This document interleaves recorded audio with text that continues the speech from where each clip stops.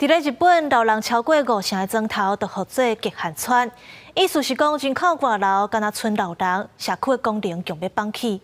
若咱台湾19205年会招做超高龄社会，到时65岁以上会占总人口2成。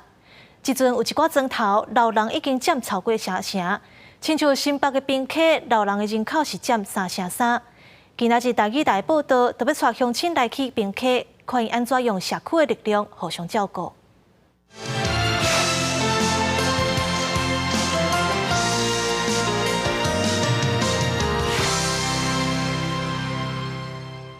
讲到平溪，就会想到这是放天顶的观光景点。若平溪行路的点头，对观光客来讲，可能是少问路的所在。不过对在地人来讲，这点头是守护在地时代重要的据点。啥哦？你妈妈就要车咧开讲，你这门来带伊转去好无？亲像这间干妈店门口有挂守护站的牌仔，老头家娘已经80外啊外，头壳也真健康。伊的手头有一本细本的簿仔，内底全拢是电话号码。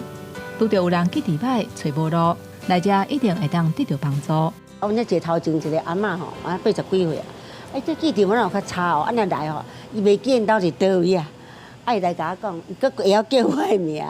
伊讲哈咯，阮兜住对我煞袂记的呢，对一间我毋知影。我带你，伊讲甲带伊转去，我就带伊转去。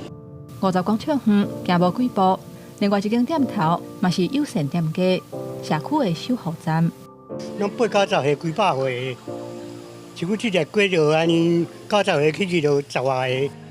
根据统计，新北市平溪区户口伫遮人口差不多4200人，65岁以上的老人占1/3。平溪老人多，真侪时势拢出外食头路，拢是靠卫生所甲厝边隔壁互相照顾。你考试一个哈，20块减3块，剩几块？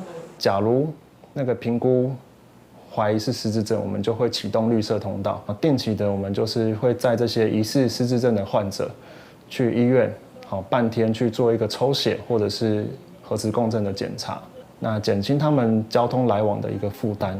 面对高龄化，老人变多，老人失智症的人口嘛会增加。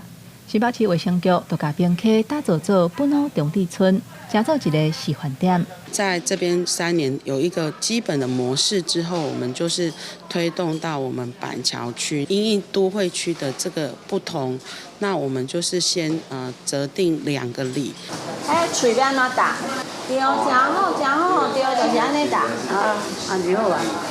除了平溪规个社区投入高龄化照顾，社区内底银发俱乐部嘛有社工会替时代安排课程。